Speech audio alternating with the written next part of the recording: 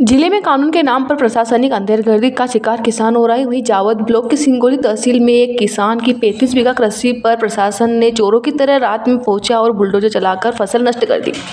वहीं आहत किसान इस ठंड में भी 5 दिन से कलेक्टर कार्यालय में धरना दे रहा है, मगर प्रशासन व सत्ता पार्टी से कोई भी अधिकारी अब तक किसानों को आश्वासन नहीं देने आया। किसान के विरोध प्रदर्शन के बाद अब धाकड़ समाज भी किसान के समर्थन में मैदान में आ गए हैं और समाज में भी आज कलेक्टर कार्यालय पहुंचकर प्रशासन को एक ज्ञापन सौंपा।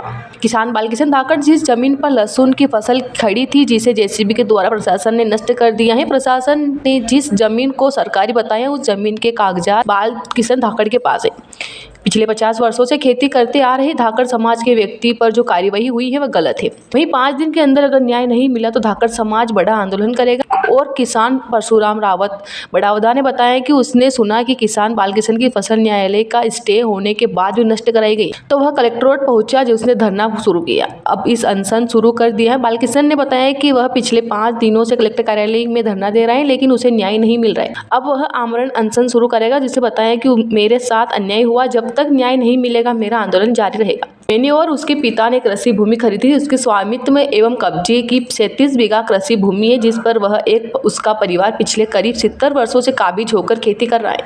आज देखिए जो है हमारे धाकड़ समाज के लोगों पे, भाई बालकिशन धाकड़ और अन्य लोगों पे भी जो है लगातार शासन के इस दबाव और माननीय मंत्री जी के दबाव में आप जो देखिए मैं बता देना चाहूँगा, माननीय मंत्री जी किसान हितैषी हैं, उसके बावजूद किसानों की रात को 3-3 बजे जा करके जो है जेसीबी से सारी फसलें नष्ट कर दी गई।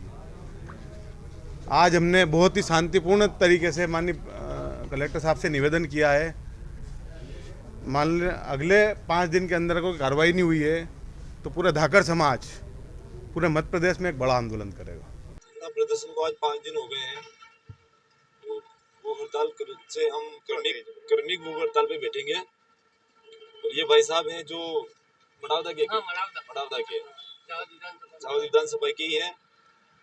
ये आज से इन्होंने अनशन पे बैठे हैं हमारे समर्थन में। इनको कहीं से सूचना मिली किसानों के साथ अत्याचार हो रहा है, तो मुझे पता चला अभी कि ये हमारे समर्थन में बैठे हैं। मैं इनसे मिलने आया था इधर। ये भूख हड़ताल कल से चालू होगी हमारी क्रमिक, आज से इनका अनशन चालू हुआ है और बाकी जो आगे की रूपरेखा बाद में बनाएंगे। धरने में हम किसानों के साथ जो अन्याय हो रहा है, किसानों की जमीन कागजों में हेराफेरी करके, पद का दुरुपयोग करके तहसीलदार, एसडीएम ये सारे कानून के इशारों पर काम कर रहे हैं और लोगों को जमीन छीन कर परेशान करने का काम कर रहे हैं, किसानों के ऊपर झूठे मुकदमे दर्ज कर रहे हैं, उसके खिलाफ है। मेरे समय मैंने रजिस्ट्री करवाई थी, मतलब खरीदी थी 12 साल पहले।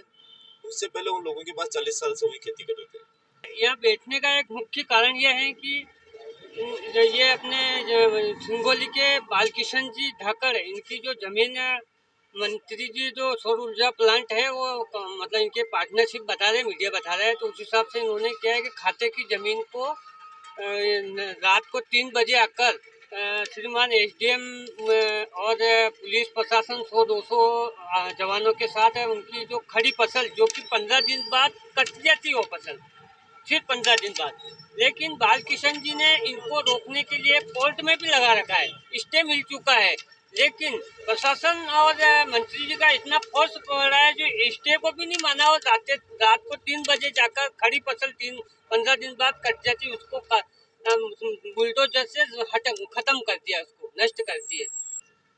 सर्वप्रथम तो मैं ये बोलूँगा कि बालकिशन जी के साथ में ही नहीं, ऐसा लगता है कि जावद विधानसभा के बहुत सारे किसानों के साथ में सब कुछ होने वाला लग रहा है मुझे, क्योंकि कोर्ट का स्टे होने के बाद भी आप उस स्टे को नहीं मान रहे हो, उसके अंदर ये बोल रहे हो कि ये ज़मीन यहाँ नहीं है, ये ज़मीन वहाँ है।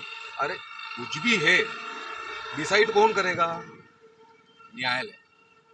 और उसी का ही निर्णय नहीं मान रहे हो आप, मतलब ये तो कोर्ट ऑफ कंटेम्प्ट हो गया। आज आखिर में आदमी जाएगा तो जाएगा कहाँ? अगर सरकार हमारे साथ में गलत करेगी, हम कोर्ट में जाएंगे, कोर्ट से स्टे होने के बाद में भी कोर्ट का आदेश नहीं माना जा रहा है, इट मीन्स क्या होता है? हम कहाँ जाएं? हमारे पास में कोई रास्ता ही नहीं है, सिर्फ और सिर्फ सहन करने के अलावा यही बच गया। अब तो मैं यही मानूंगा कि कोर्ट का आदेश जब तक नहीं आता है उसके ऊपर जो भी नुकसान हुआ है उसकी नुकसान भरपाई हो, और वहाँ पर as it is where it is का जो आदेश है वो होना चाहिए, वो रहना चाहिए। कोर्ट का स्टे को मान्यता दी जानी चाहिए।